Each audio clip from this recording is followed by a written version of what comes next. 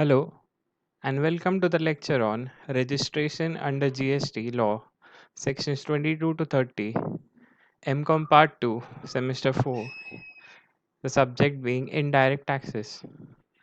I am Mr. John Menezes, Assistant Professor at Bansanga's SM Shetty College of Science, Commerce, and Management Studies, Powai. We'll be dealing with this topic further.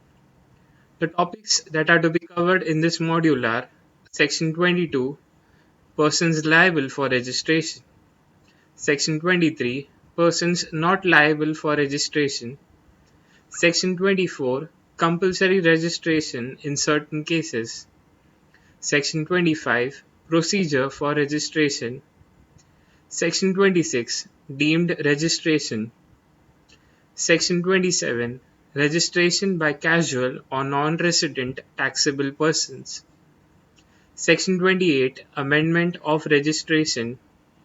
Section 29, cancellation or suspension of registration, and Section 30, revocation of cancellation of registration.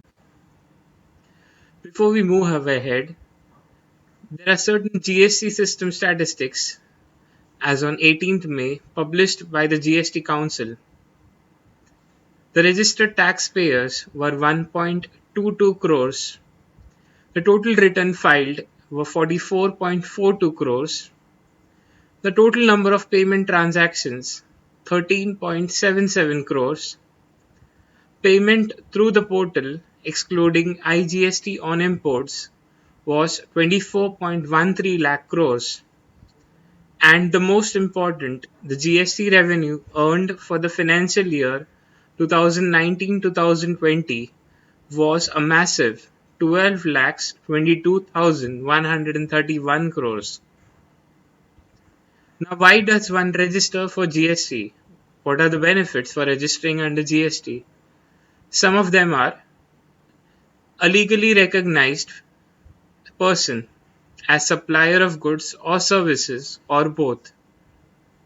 You are legally authorized to collect taxes on the supply of goods or services and avail input tax credit of taxes paid. A registered person is also eligible for government bids, contracts, or assignments, or any other benefits and privileges under the GST laws. Now, Section 22 deals with persons liable for registrations. Now, there are 4 different categories under this head. So, Section 22, subsection 1 deals with suppliers who exceed the threshold limit.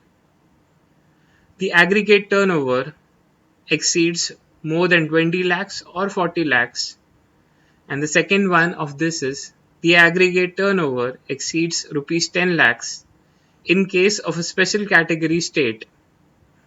Now, these 2 points will be dealt deeply in the coming slides.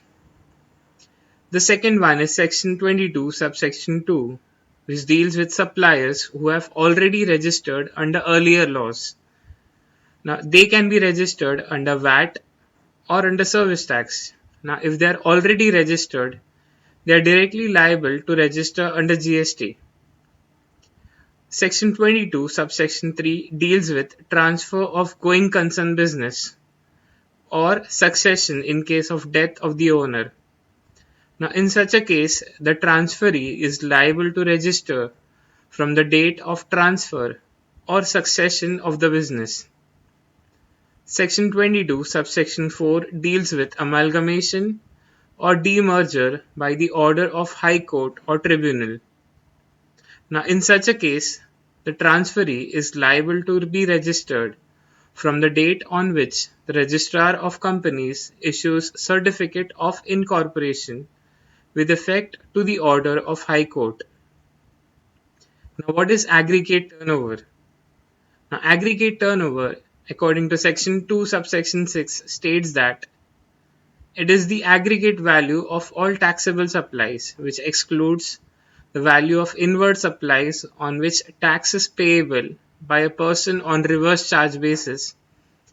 It includes exempt supplies, export of goods or services, or both, and interstate supplies of persons having the same permanent account number to be computed on all India basis, but excludes central tax, state tax, union territory tax, integrated tax, and cess.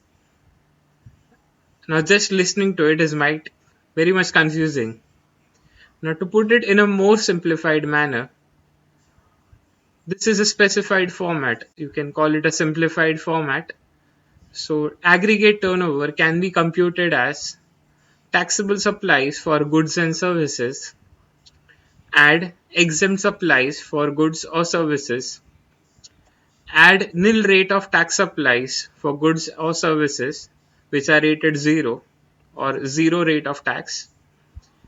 Next is we add 0 rated exports or supply to SEZs, which can be goods or services.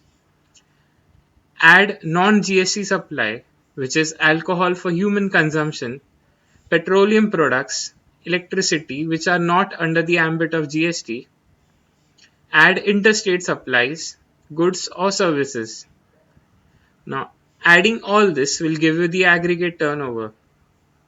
Now, things that are not included in the aggregate turnover are taxes and cess with respect to CGST, SGST, UTGST, or IGST acts, value of taxes payable on reverse charge mechanism, and value of inward supplies of goods and services.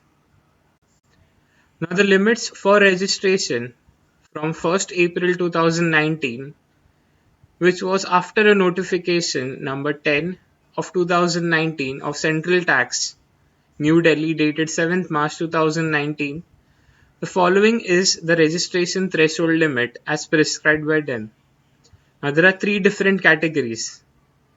To start off with, the first one, threshold limit for registration for supplies of ice cream and other edible ice, whether or not containing cocoa, pan masala, tobacco, and manufactured tobacco substitutes. Now, if they belong to the states of Manipur, Mizoram, Nagaland, and Tripura, the turnover for them is rupees 10 lakhs. If they belong to remaining states and union territories, the turnover for them will be rupees 20 lakhs. The second one is threshold limit for registration for exclusive suppliers of other goods. Now, when you're computing this, we will consider only those who are supplying exclusively goods which are not covered in the other category. So, in the category of turnover of rupees 10 lakhs, we have Manipur, Mizoram, Nagaland, and Tripura. Under the category of turnover of rupees 20 lakhs, we have Arunachal Pradesh, Meghalaya, Puducherry, Sikkim, Telangana, and Uttarakhand. Now, the states which are not in these two categories come under the category of turnover of rupees 40 lakhs, which means the remaining states and union territories will be covered under the aggregate turnover of rupees 40 lakhs. The third one is a threshold limit for registration for suppliers of services, which is only services, or it can be goods and services both. So the category under the turnover of rupees 10 lakhs, we have states of Manipur, Mizoram, Nagaland, and Tripura.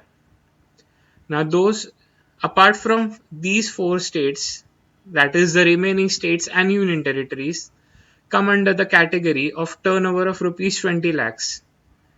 Now, if you see clearly, Manipur, Mizoram, Nagaland, and Tripura, in any of the three cases, come under the category of aggregate turnover of 10 lakhs.